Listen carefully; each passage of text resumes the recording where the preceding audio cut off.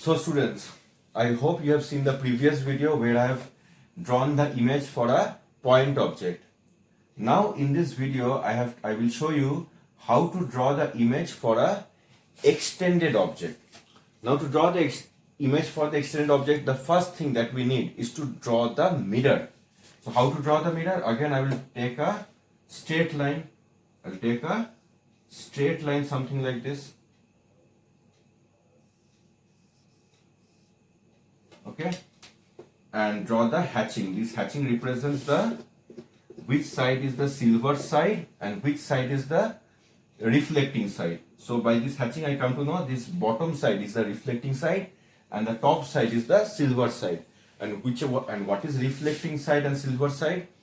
I think I have explained that in the previous videos. I think in the second video or first video I have explained you what is this hatching and this silver and side and reflecting side. Now after this, I need to take the object. Now I will take the object as what? Object as an extended source. So probably I will take this pin. This pin. This as my extended source. See? This as my extended source. Now after this, what I have to do? Very importantly, in the previous ray diagram, I have taken two rays. I told you minimum 2 rays you require to draw the ray diagram.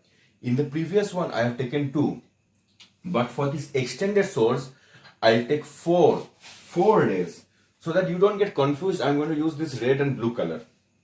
So say if I take this point, it is for this extended source, this has the point A and this another point is B. So from this A I will draw 2 incident rays. From this point A, I will draw 2 incident rays. See, first incident ray like this, and the second one is like this. So I have drawn 2 incident rays. Now, for the second one, from the point B, I will again draw 2 incident rays. So first one is like this and the second one is like this. Now you can see why I have told you at least 4 incident rays. Okay, so this is the first one, this is the second one, and third one and fourth one. Clear? Now see, after this, my target is not to draw the reflected ray, but rather to draw the normal, which I always prefer. Draw the normal. So first for these 2 rays, I will draw the normal.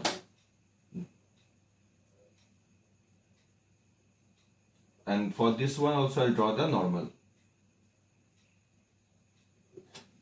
Normal. And for the second 2 rays, the blue rays, I will also draw the normal. Normal over here, and again normal over here. Okay, drawn the 2 normals. After this, I will draw the reflected ray. Now very important, over here only students gets confused. Now see, pay very close attention that what I am doing right now to draw the reflected ray. The first incident ray will have a reflected ray, and the third incident ray, the third one, incident ray will have a reflected ray.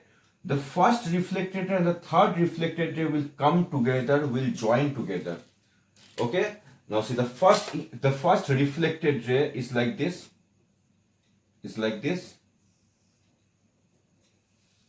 Clear? Okay, extending a little down.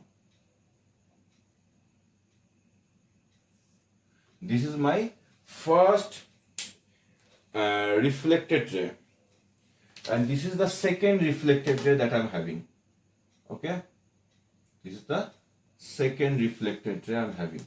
So the first reflected ray and the second reflected ray, they happen to join each other. Clear? At a certain point over here. And similarly, the second and the fourth reflected rays will also join each other. So if I draw the second one, it will be like this.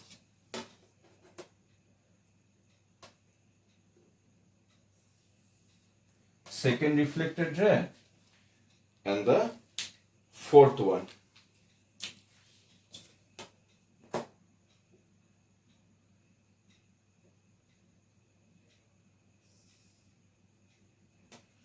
Okay, I'm lacking a little bit of area, but I think you understand from the book also. You can see these two rays will meet each other at a particular point down below.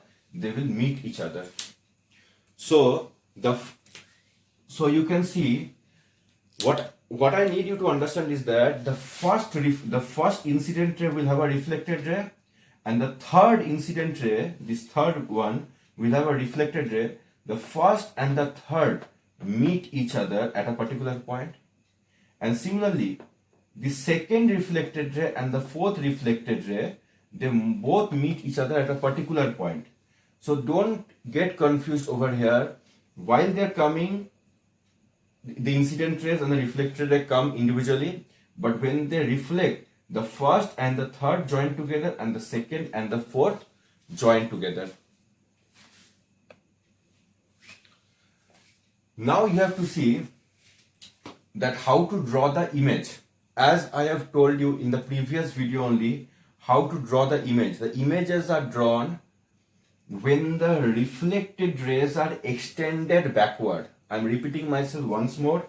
The images are formed when the reflected rays, these two red ones and these two blue ones, are extended backward. So that's what I'm going to do. And these rays, when I'm going to extend it backward, I'm going to use dotted lines. Why? Because this, when I extend it backward, that becomes the imaginary ray. That in the real world, that does not exist. But we are thinking that when it goes backward, the image is formed inside. So this image is a virtual image because mirror cannot form real images.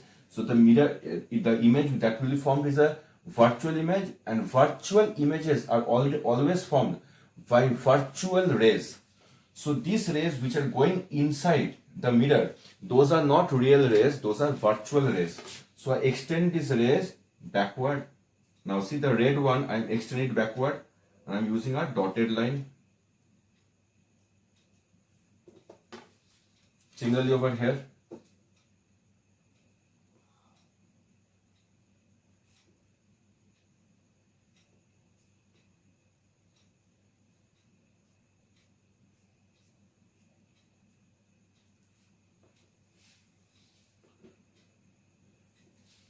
Okay, so you can see when I'm extending the rays backward, that time I don't use the concept of 1 and 3, just like I did.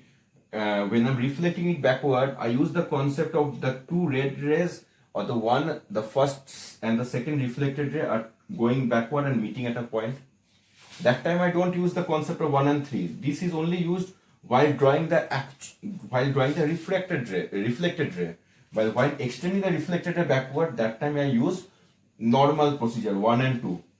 Similarly over here also, for these two blue rays, I'll extend the rays backward. I'll extend the rays backward somewhere over here.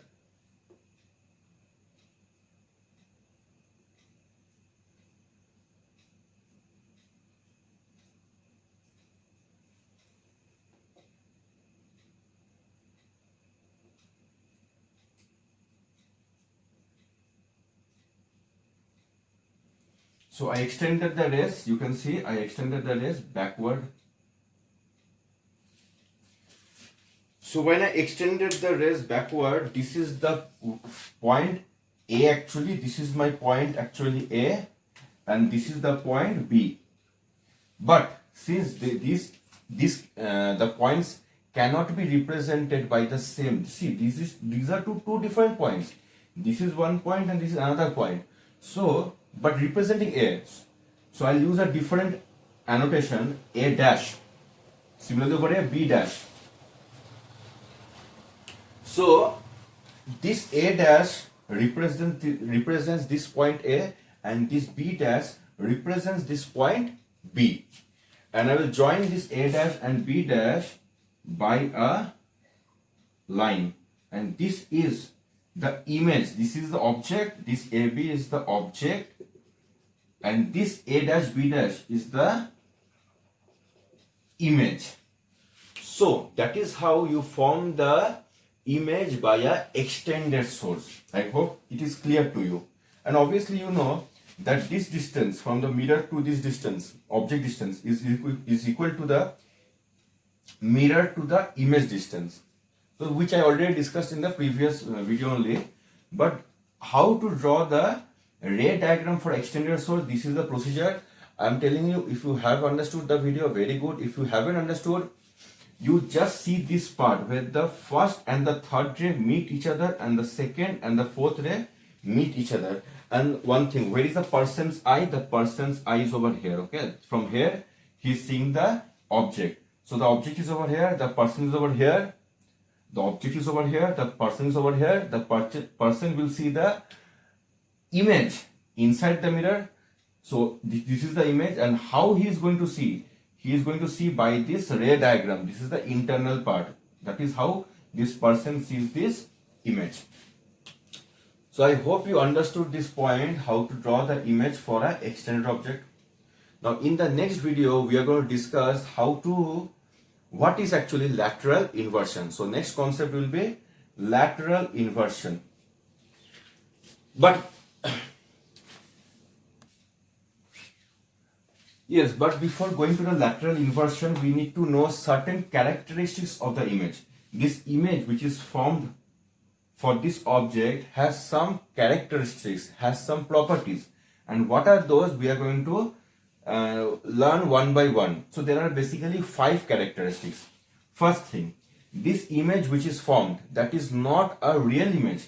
That is a virtual image, because we cannot capture this image on a screen, because if you move the object, the image also gets removed, goes away, and you cannot capture this object image in a screen. So if you cannot capture an image on a screen, that is a virtual image. In the film or in the theaters, that is a real image, where you see the movie going on over there. The images which are formed, those are real images, because that is getting captured on a screen. That white kind of a curtain is put in the film theater, and on that the image is projected, and you can see the actresses faces.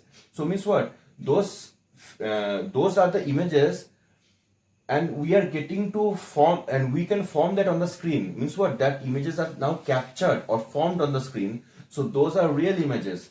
But over here, the image which is formed by a mirror, that is not a real image, because as the object goes away, this also goes away. So there is no way we can capture it.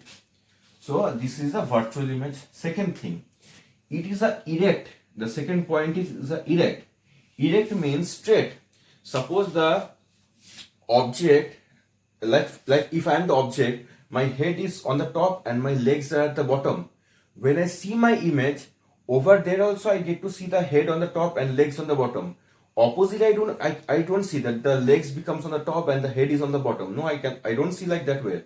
I think none of us sees in that way.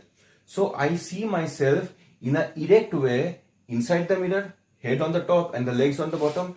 So that is why I said the image which is formed, that is a erect image. The third thing that you have to know is the distance is same. Acha, same height. Suppose I am of 6 feet. If I am of 6 feet, the image that I get to see inside the plane mirror, that will be also 6 feet. If this scale that I am holding in my hand, that is say 1 meter, to the image of the scale that is forming inside the mirror, that will be also 1 meter. In a plane mirror, of course, that will be also 1 meter. That will not become 2 meter. So the third point is of same height. Okay. Now the fourth point, which I already discussed, image distance is equal to object distance. Image distance is equal to object distance. Means what? If I take this as the mirror M, from M to A, whatever is the distance from A to M dash, that is also the distance. So this distance is equal to this distance. So if this is 3 meter, this also has to be 3 meter. If this is 5 meter, this also has to be 5 meter. So object distance is equal to image distance. And the fifth point is laterally inverted. Now what is laterally inverted? For to know that logic, to know that concept, you have to watch the next video. So that is where we will discuss about everything about lateral inversion. So I hope you understood this image formed by extended object and the characteristics of the image. If you have some problem, I suggest you watch the video once more.